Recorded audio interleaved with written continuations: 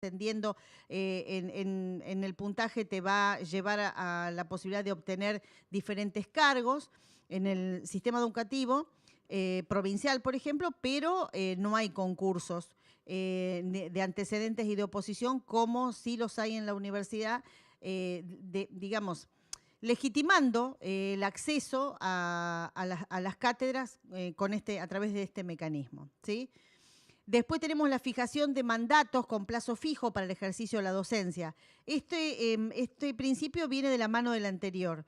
Ganamos concursos o accedemos a cátedras por concursos, pero ese acceso está limitado en el tiempo, ¿sí?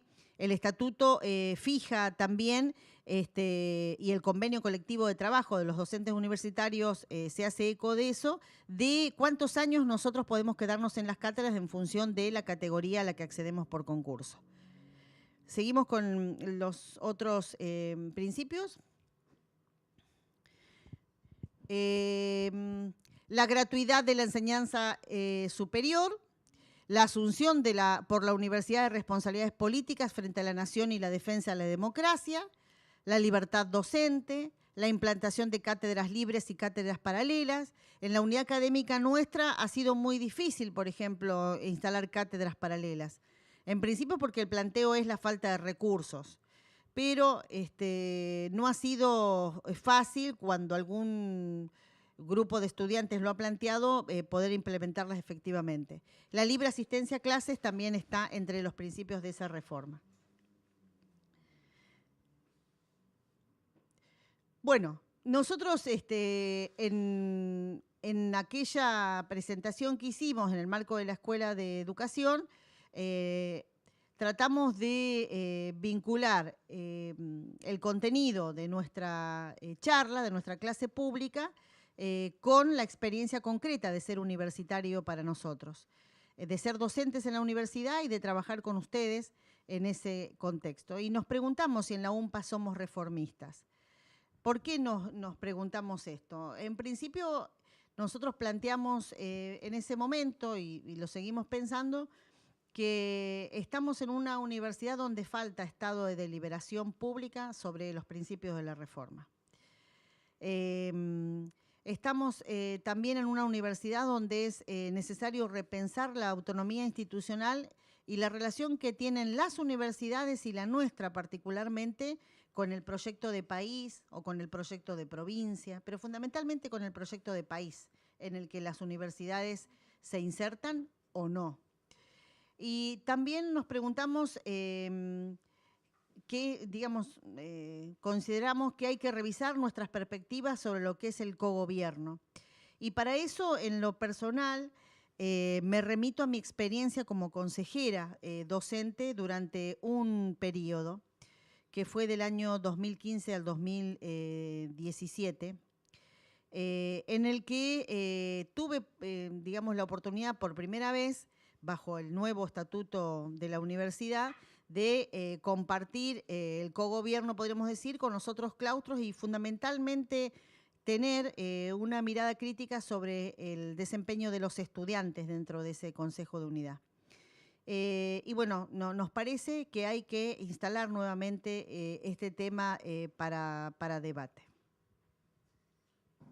Sí, creo que también, digamos, o sea, a ver, repensar estas categorías también nos piensan a llevar a analizar otros conceptos, otras definiciones, porque el cogobierno puede ser formal, ¿sí? Como actualmente. Hoy podríamos decir, nosotros tenemos en todas las universidades de la Argentina cogobierno. Ahora, en todas las universidades de la Argentina existe un cogobierno participativo donde los profesores y los estudiantes sean verdaderamente actores políticos que diseñen propuestas y alternativas en función de proyectos de país, de provincias, de regiones, o somos simples burócratas administradores que levantamos la mano en un consejo de unidad para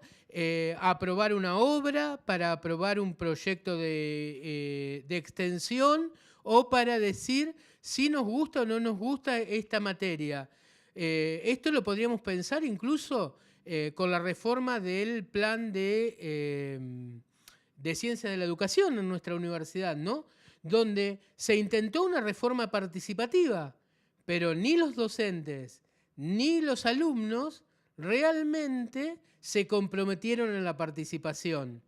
Y terminó siendo una reforma, ¿sí?, realizada de alguna manera por un grupo que sí se comprometió, pero no por todos los docentes, no por todos los estudiantes, ¿sí? Entonces, en este sentido, en cogobierno hoy pasaría, ¿es un cogobierno participativo donde tenemos injerencia y nuestra opinión, hacemos sentir nuestra opinión como la hicieron sentir los estudiantes de Córdoba en 1918, o hemos caído en la burocracia y el formalismo? En el cierre de esta presentación, estimados estudiantes, quiero repasar con ustedes algunas cuestiones que podríamos decir son del orden del balance de la reforma universitaria del 18. Algo, algo así como poder puntualizar qué cambió en la universidad a partir de la reforma. ¿Qué lograron hacer en la universidad? ¿En qué cambiaron las prácticas universitarias? Dice el historiador, el doctor Pablo Buchbinder, a quien pueden googlear claramente, que el balance de esta reforma es ambiguo, pero que en ese escenario él reconoce algunas notas distintivas que podemos destacar.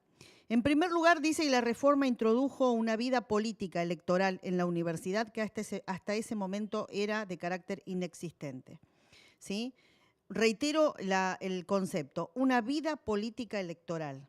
Piensen ustedes que esa vida política electoral también nos atraviesa a nosotros en la Unidad Académica Caleta Olivia, y sobre esa vida política electoral, muchas veces me han escuchado decir, lo reitero ahora, hay una apatía cívica muy importante y muy preocupante, tanto de gran parte del cuerpo de profesores como gran parte del cuerpo de estudiantes, desde mi particular punto de vista. Ahora, después le damos también la posibilidad al profe Carlos Gómez que dé su perspectiva sobre este tema. Introducir una vida política electoral en la universidad significó que por primera vez en esas instituciones, hasta entonces anacrónicas, hubo que incorporar negociaciones, tratativas, acuerdos, hubo que aprender a hacer todo esto con la participación ahora de los estudiantes que antes estaban excluidos de esta posibilidad, ¿sí? Piénsense ustedes, con poder, muchas veces hemos hablado del poder de los estudiantes, tratando de negociar o de llegar a algún acuerdo con los profesores sobre alguna problemática puntual que ustedes tienen, ¿sí? Hablamos acá de estrategias políticas, fundamentalmente. En segundo lugar, Buchbinder plantea que la reforma introdujo una carrera académica en la universidad, algo muy importante también para nosotros en este sentido, e incluso también para ustedes cuando sean futuros graduados, si les interesa quedarse en la universidad y hacer lo que nosotros llamamos carrera académica en la universidad. ¿Qué significa esto? Introducir la carrera académica en la universidad significa hacer todo este recorrido que va de la adscripción a las cátedras a los cargos auxiliares, a los cargos de profesor adjunto, a los cargos de profesor titular, digamos, ir haciendo ese camino que lleva al cargo titular en la universidad, podríamos decir, que llega, digamos, a alcanzar el logro de ser un docente investigador, de tener la máxima categoría como docente investigador, en fin. A eso le llamamos nosotros carrera académica. La lucha de los estudiantes que llevó a incorporar los concursos abiertos por antecedentes y oposición, trajo como consecuencia esto, la introducción de la carrera académica en la universidad.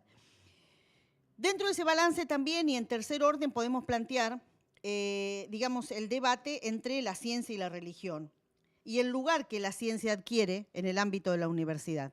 Porque un logro que podemos plantear de la reforma universitaria es que el reclamo de los estudiantes llevó a ser más científica la universidad, ¿sí? Muy limitada en aquel momento, si se quiere, porque Buchbinder también plantea que la universidad profesionalista, ¿sí?, que los estudiantes criticaban, continuó siendo de esa manera, porque era una demanda social. De alguna manera había una crítica, pero en el fondo también un reconocimiento de que la sociedad le reclamaba a la universidad la formación en esas profesiones, que eran profesiones, ya lo dijimos en la clase, de carácter liberal fundamentalmente. Muchos médicos, muchos abogados, muchos ingenieros, muchos arquitectos. Está todavía presente la impronta de que la universidad es el lugar donde se aprenden fundamentalmente estas carreras, y está la impronta también hasta el día de hoy de que hay carreras más importantes que otras, más científicas que otras, o que tienen más estatus también. En este sentido, siempre las ciencias sociales, que son nuestras ciencias, las ciencias de la educación también, corren en desventaja respecto del estatus y el prestigio social como carreras frente a este panorama que sigue estando presente en la discusión y en el debate universitario. En cuarto lugar, Buchbinder también plantea que como resultado de la reforma del 18 se introdujo por primera vez, podríamos decir, la política de extensión universitaria. Extensión entendida como una asistencia a los trabajadores, como la realización a partir en la universidad de acciones dirigidas a un público más masivo. En aquel momento, a lo mejor, digamos, se inició con acciones muy destacadas o muy concretas como conferencias, pero que de alguna manera había un interés en los estudiantes de ampliar o de llevar ese conocimiento que se transmitía en la universidad al conjunto de los trabajadores. Hoy nosotros podríamos hacer una valoración sobre la extensión universitaria que trascienda esta idea. Para nosotros la extensión universitaria no es una universidad que a troche y mochi expande cursos, cursillos y jornadas a toda la comunidad. Una verdadera extensión universitaria tiene que tener otro carácter como política institucional, tiene que poder vincular el conocimiento que se produce en la universidad a través de los equipos de investigación con actores concretos de la comunidad que requieran de esos conocimientos y que los puedan digamos, utilizar socialmente esos conocimientos e interactuar con los investigadores para enriquecer el trabajo. Por ejemplo,